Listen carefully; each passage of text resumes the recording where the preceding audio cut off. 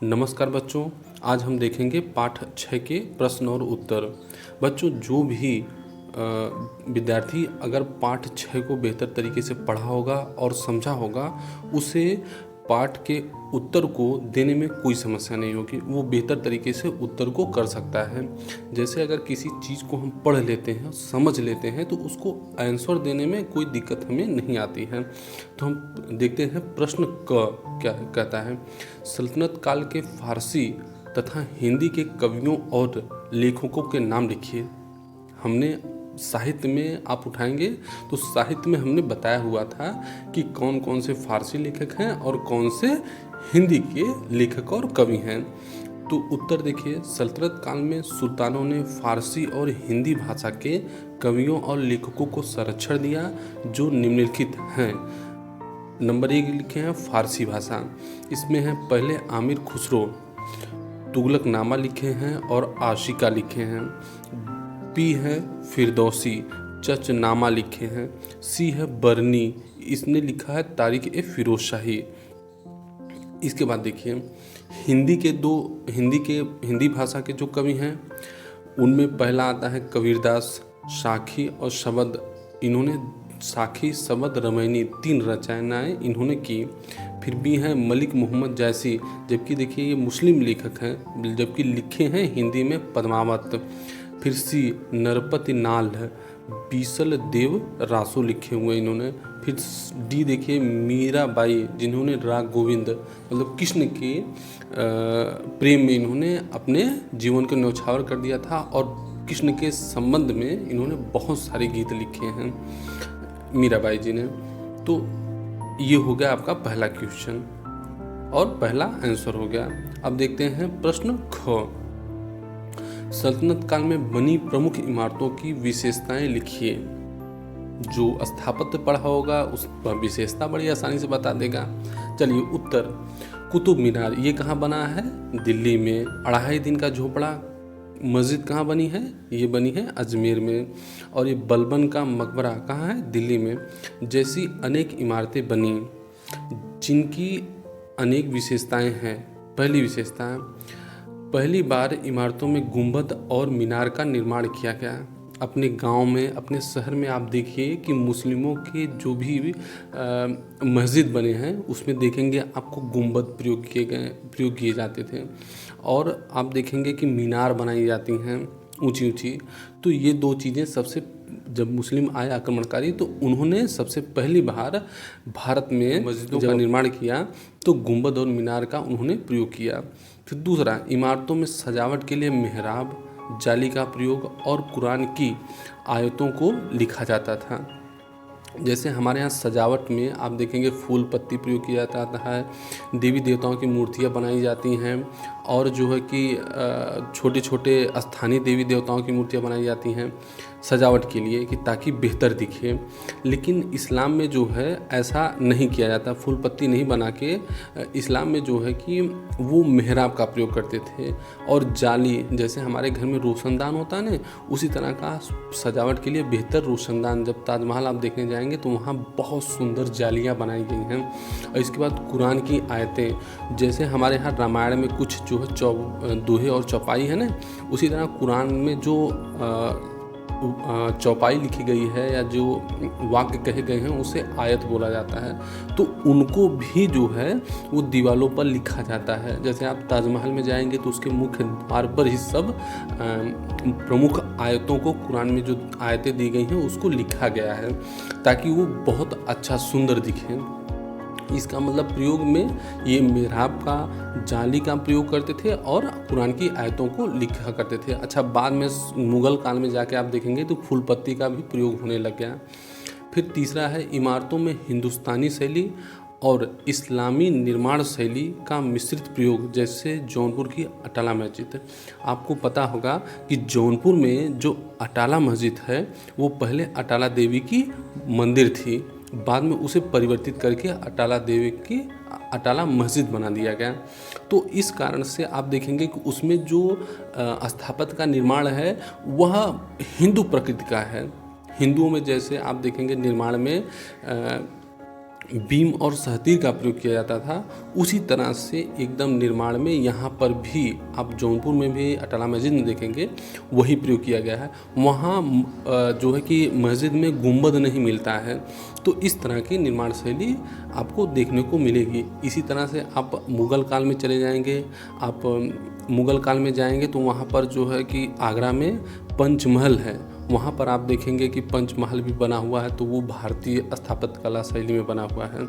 तो इस तरह से मतलब हिंदू और इस्लामी में क्या क्या था, जैसे मेहराब का निर्माण, मीनार का निर्माण और इसके बाद गुंबद का निर्माण, ये सारी चीज़ें इस्लामी थी। जबकि हिंदू में क्या क्या प्रयोग होता था, मूर्तियों का प्रयोग हिंदू निर्माण शैली में प्रयोग होता था, जो है कि देवी देवताओं की मूर्तियाँ बनाई जाती थी, स्थानीय देवताओं की मूर्तियाँ बनाई जाती थी, मंदिर के ऊपर कलश प्रयोग किया जाता था। तो मस्जिदों में भी देखेंगे आप कलश बनाए जाते हैं। तो इस तरह का जो है कि हिंदू और मुस्लिम दोनों के निर्माण जो शैलियाँ थी उनको मिलाकर भी स्थापत्य का निर्माण किया गया, भवनों का निर्माण किया, पूजा स्थलों का निर्माण किया गया। तो आगे देखेंगे प्रश्न ग, सूफी मत की शिक्षाओं का वर्णन कीजिए। देखिए उत्तर, मोइनुद्दीन चिश्ती, बाबा फरीद, निजामुद्दीन औलिया और मोहम्मद गौस जैसे अनेक सूफी संत हुए जिन्होंने अपनी शिक्षाओं से समाज में फैलने कुरीतियों को दूर करने का प्रयास किया, जो निम्नलिखित हैं।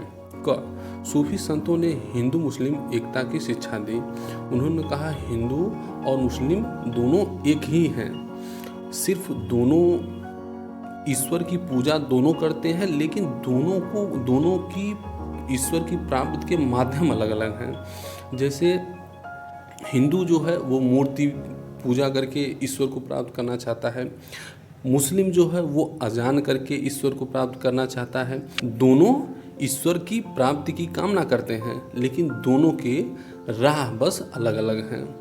दोनों ही, जैसे कहते हैं ना, विवेकानंद जी कहते हैं कि सभी धर्म ईश्वर की प्राप्ति करने के चेष्टा करते हैं, सभी धर्म भगवान की प्राप्ति की चेष्टा करते हैं, परंतु उनके साधन भिन्न भिन्न हैं। जैसे एक नदी बहुत सारी नदियों से मिलकर अंत में जाकर समुद्र में विलीन हो जाती है, उसी तरह से बहुत सारे धर्म जो है कि ईश्वर के मिलने के रास्ते बताते हैं। तो कहने का आशय ये है कि इस्लाम और जो हिंदू धर्म है वो दोनों एक हैं, इसमें कोई भेदभाव ना किया जाना चाहिए। फिर इसके बाद दूसरा देखिए, सूफी संत जाति पाति के भेदभाव से ऊपर उठकर सभी के हित की बात करते थे। आपने देखा होगा कि गांव में कि हम जो है कि मुस्लिमों के घर खाना नहीं खाने जाएंगे, हम हरिजन के छोटी जाति के घर खाना नहीं खाने जाएंगे, उनको बैठने नहीं दिया जाता, उनको पूजा स्थल पर जाने नहीं दिया जाता। तो इस तरह का भेदभाव किनसे किया जाता है? हरिजनों से किया जाता है, निम्न जाति के लोगों से किया जाता है। तो सूफी संतों ने कहा कि ये सब क्या है, गलत है। इस्लाम में जाति पात को नहीं माना जाता है, उनमें जो है बहुत समानता की बातें की गई हैं। फिर आगे देखिए तीसरा, उन्होंने मूर्ति पूजा, अजान, मस्जिद, तीर्थ यात्रा जैसे कर्मकांड को त्याग कर ईश्वर से प्रेम एवं भक्ति भाव की शिक्षा दी।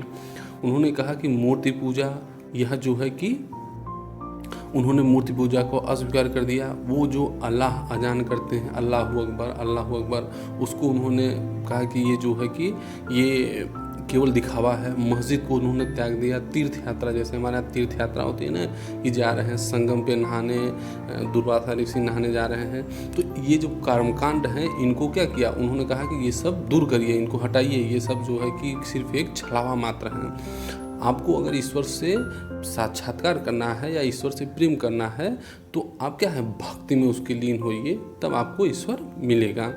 फिर प्रश्न घ है, भक्ति के प्रमुख संतों के नाम बताइए।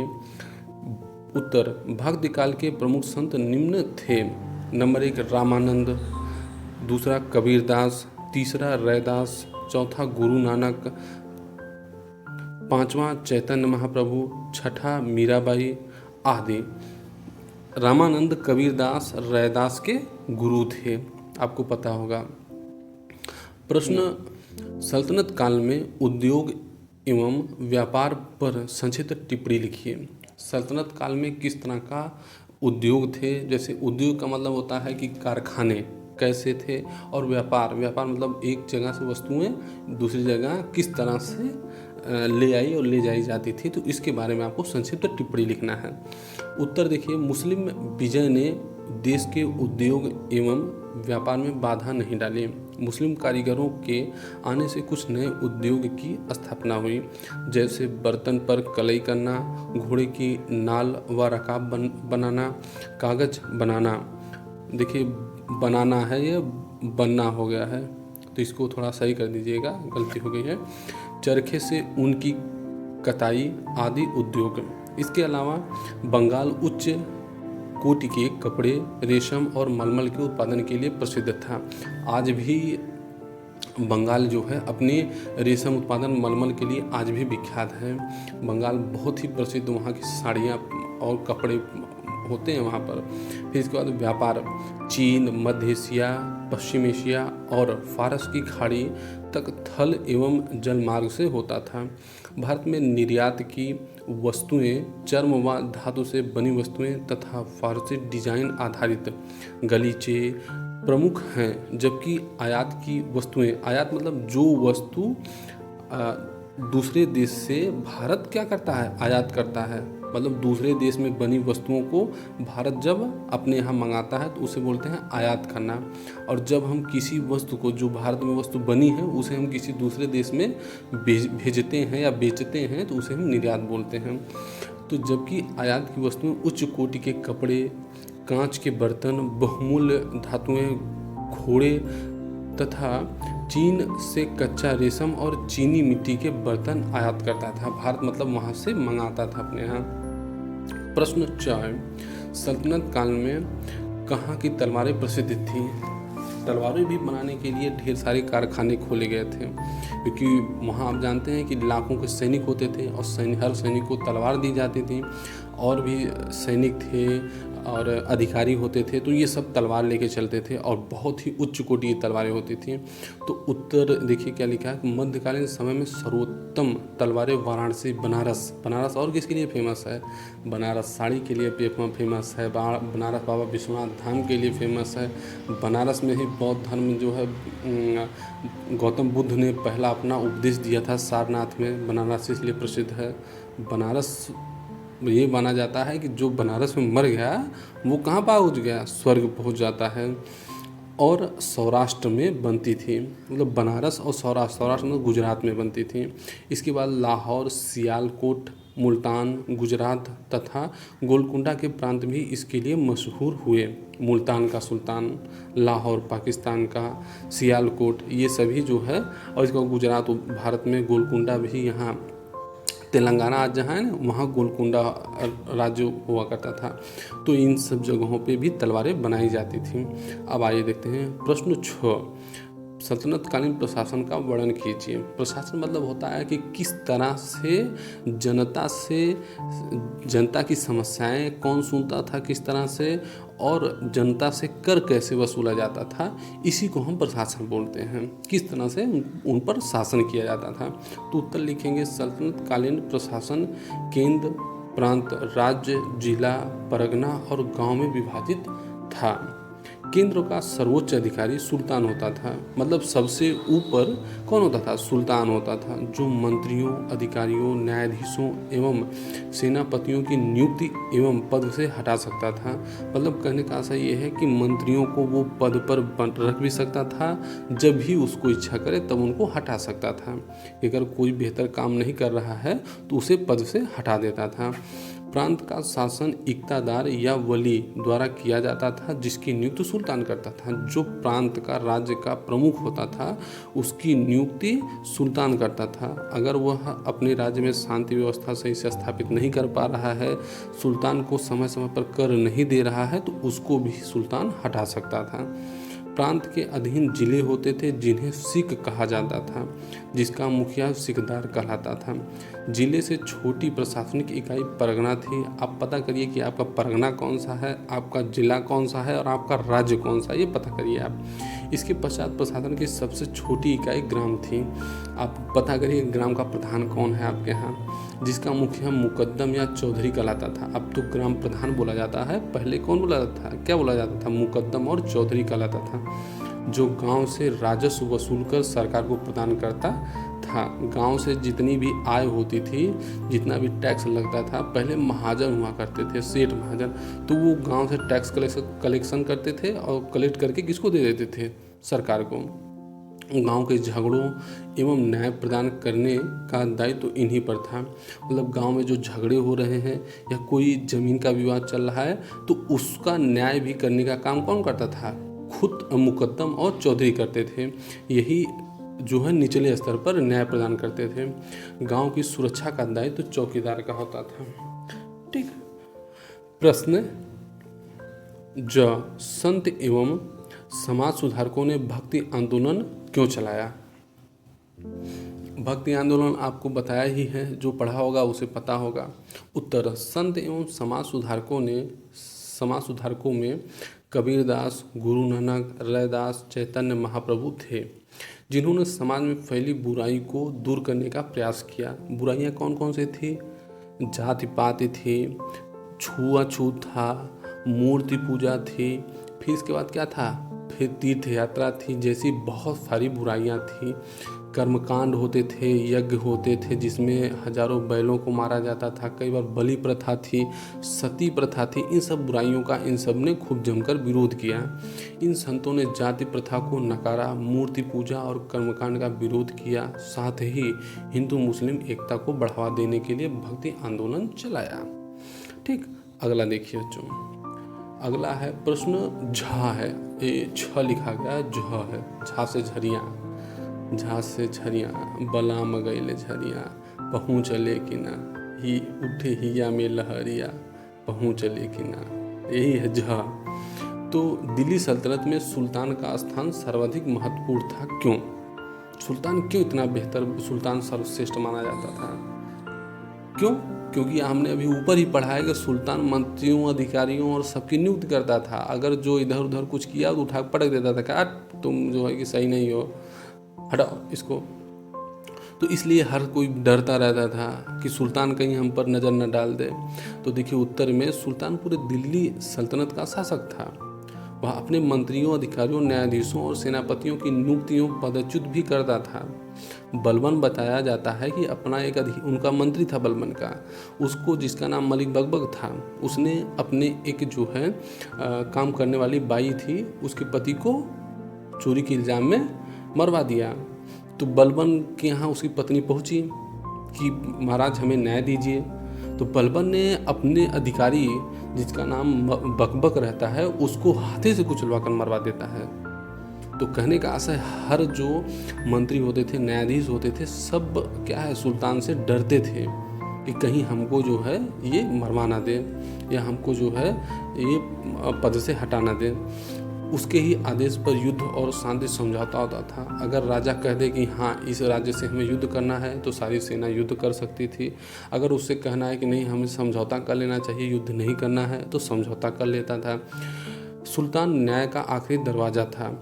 अगर कोई व्यक्ति किसी व्यक्ति को ग्राम, जिला, राज्य से अगर न्याय नहीं मिला है तो वो आखिरी दरवाज़ा मतलब सुल्तान के पास जाकर अपने न्याय की भीख मांग सकता था कि महाराज हमको जो है आप न्याय दीजिए। तो वो अब उनको जो है कि जो भी, चाहे वो फांसी दे दे, चाहे उन्हें कुछ अंग प्रत्यंग करके उनके अंग कटवाने का आदेश दे दे, जो भी आदेश देता था वही आखिरी होता था। अभी जैसे हमारे यहाँ आखिरी आदेश कौन देता है? सुप्रीम कोर्ट देता है कि आपको जो भी सज़ा होगी वो सुप्रीम कोर्ट देगा। इसके साथ ही जनता के हित में अनेक कार्य करता, जैसे कर माफ़ करना, दान देना, कुआं खुदवाना आदि जनहित के कार्य कर प्रजा का विश्वास जीतता था। इस कारण सुल्तान दिल्ली सल्तनत में सर्वोच्च स्थान रखता था।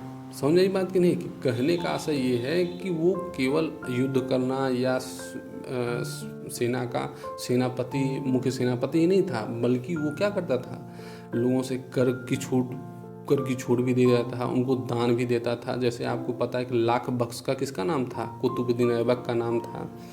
आप आगे पढ़ेंगे शेर शाह सूरी लाखों का दान करता था। फिर इसी तरह से आप फिरोज शाह तुगलक के बारे में पढ़ेंगे कि वो जो है कि रोजगार विभाग की स्थापना किया था। वो गरीबों और किसानों को खूब पैसे देता था, उनको टैक्स में छूट देता था। कहने का से सुल्तान जो है वो अपनी ख्याति बनाने के लिए, अपने आप को प्रसिद्ध करने के लिए ये सब उपाय करते थे ताकि जनता में उनका विश्वास बना रहे। ये सुल्तान कैसा है? बहुत अच्छा है। अब देखिए बच्चों, टिप्पणी लिखिए।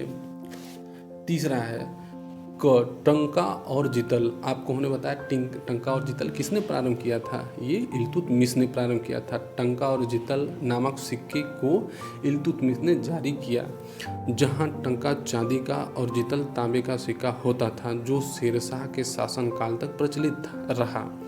आपको बताना है कि शेरशाह ने कौन से सिक्के जारी किए। शेरशाह ने सिक्के जारी किए, रुपया जारी किया हुआ था शेरशाह ने। ख, इक्तादार। इक्ता का आशय भूखंड होता था।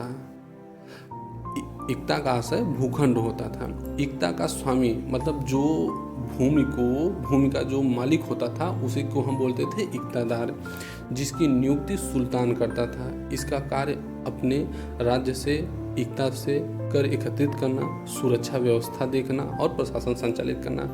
जिस व्यक्ति को मान लीजिए एक पूरा राज्य उत्तर प्रदेश जैसे दे दिया गया कि आपको क्या करना है कि आपको यहाँ पर जो है कि कर वसूल करना है, अपना खर्चा निकालना है, सैनिकों का खर्चा देना है और जो पैसा बच जाए उसे राज्य के खजाने में जमा कर देना है। फिर इसके बाद यहाँ पर जो कानून व्यवस्था आपको देखनी है, शांति व्यवस्था बनी रहे, किसी में झगड़ा विवाद ना हो, सबको न्याय मिले, ये सारा काम कौन देखता था? इक्तादार देखता था।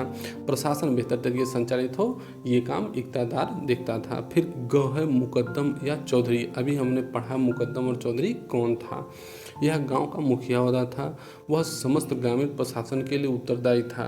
ग्रामीण प्रशासन मतलब कि ग्राम में शांति व्यवस्था बनी रहे, सबको न्याय मिले, सब सुख शांति से रह सके, इसकी व्यवस्था कौन करता था? मुकद्दम या चौधरी करता था। आज भी ग्राम प्रधान को बोलते हैं ना कई जगह चौधरी, तो वही चौधरी था। भू राजस्व कर निर्धारण या एवं वसूली करता, साथ ही राजस्व कर संबंधी सभी कागजात सुरक्षित अपने पास रखता था।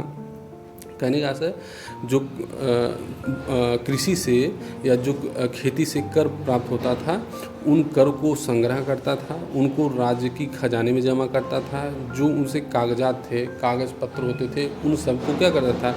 सुरक्षित अपने पास रखता था ताकि उन्हें जो है वह कभी मांगा जाए या कभी हिसाब किताब लिया जाए तो वो सरकार को दे सके।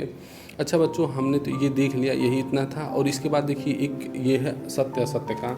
दूसरा, निम्नलिखित वाक्यों के समक्ष सत्य अथवा असत्य लिखिए। क, सल्तनत काल में सुल्तान का स्थान सबसे अधिक महत्वपूर्ण था, सत्य है। ख, युद्ध में सेना और धन की आवश्यकता नहीं होती है, जबकि युद्ध में सेना और धन की बहुत आवश्यकता होती है, असत्य है। सुल्तान सेना का सबसे बड़ा अधिकारी होता था, ये भी सत्य है।